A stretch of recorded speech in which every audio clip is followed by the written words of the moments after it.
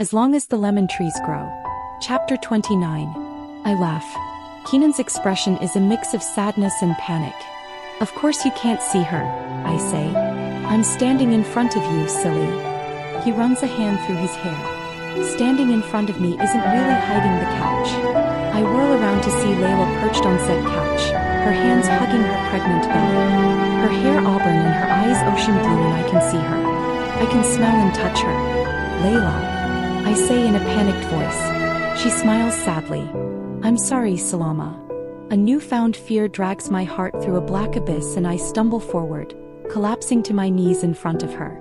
Kenan, I say in a hollow voice. I'm begging you. Please tell me you see her. Please tell me you see her face and the blue dress she's wearing. Kenan shifts behind me. I don't, he says softly. It's just the couch. Layla brushes my cheek. I'm real in your heart. A strangled sound escapes me. No, you're not. She bites her lip, tears trickling. Remember the shooting in October? I am hollow, a burnt-out tree. As she continues, each word she says pulls a thread, and another until I wholly unfurl. I went to the grocery at the end of the road. There was a sniper.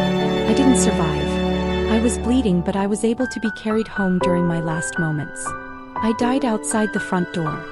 My hands shake, agony splintering through my skeletal system, and I let out a choked scream. I was at the hospital when it happened. Layla died without me there to hold her hand. Fragments of my memories come in splashes, seeping through the ones I fabricated for myself. I had run back home, but it was all over. She was walking back from the supermarket when a military sniper's bullet went through her head, and the other through her uterus. The trail of blood outside on the cracked pavement is hers. It was thick, unwilling to dissolve into the soil. Just like that, she was taken away from me. And my niece was taken away. And I was all alone. Layla's burial was hurried that very same day. Some of my neighbors helped me wash her and wrap her in white, and she was tucked beside her parents. But I forgot all of that. I woke up the next day to find her sitting on my bed with her cheeky grin, and I forgot. Oh. I changed reality. Layla's hands are on my cheeks and I shiver. I can feel her hands. It wasn't your fault, do you understand me? You didn't break your promise to Hamza. My sobs are dry, heaving painfully through my chest, and I can't form coherent words. I've been living alone since October. For 5 months my mind has been spinning a fiction to keep my agony sealed away. I gaze at her face, trying to commit her to memory. I needed her in my life. I needed that comfort and safety after I lost my whole world. The small moments of happiness I experienced with her were a lifeline. I know I'm owed so much, so I forged my own white life. She let me heal bit by bit. She's as real to me as anything. Her thumbs stroke my cheeks and she smiles, blue eyes brighter than a star. You know I'm in heaven. You know I'm safe and happy. So is baby Salama. He presses a hand to my chest. You have your faith here. You will live for me, for your parents, and for Hamza. You'll keep your promise to him by saving yourself. Don't go, I beg. Please. She takes my hands in hers and kisses my knuckles. You have a family now, Salama. You're not alone. A heavy, solid hand rests on my shoulder.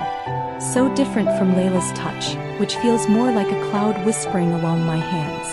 I blink through tear-stained eyes and turn around and see Kenan's sorrowful stare. Salama, he whispers.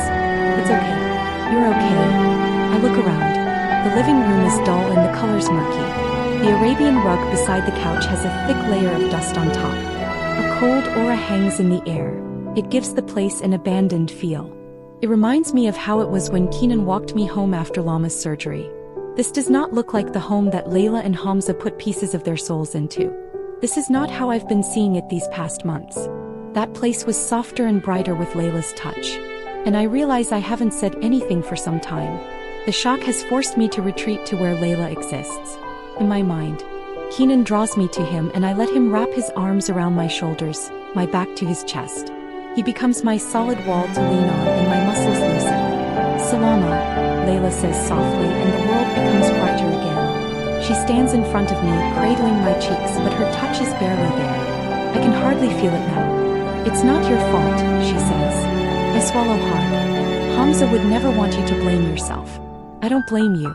No one does. Her expression is fierce. I nod. Satisfied with my answer, she takes a deep breath, and when I blink, she's gone. Kenan's hold on me slackens, but I immediately grab his hands before turning into his embrace, hugging him tightly. I bury my face in his sweater, inhaling his lemon scent.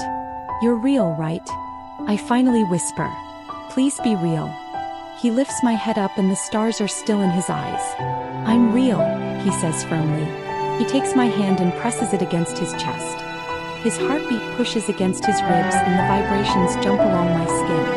I close my eyes for a few seconds, relishing the feel of it. I don't think I can ever let him go.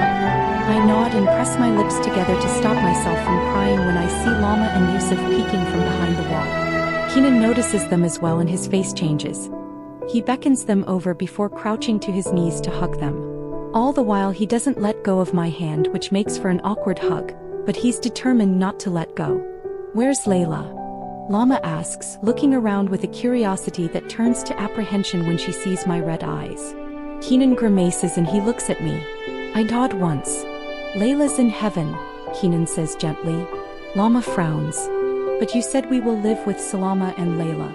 Kenan looks away, not knowing how to find the exact words to explain it to her. But Yusuf's eyes suddenly widen with the realization and his gaze darts to me. Emotions flicker on his face. In the quiet space between us, he sees me, not as the girl with nerves of steel who saved his sister, or the girl who fell for his brother and took him away. He sees himself in me as I saw myself in him. Kenan finds the words carefully and Lama listens, but I don't. I'm looking at the window where the curtains flutter with a light breeze and a single ray of sunlight passes through, dropping on the Arabian rug.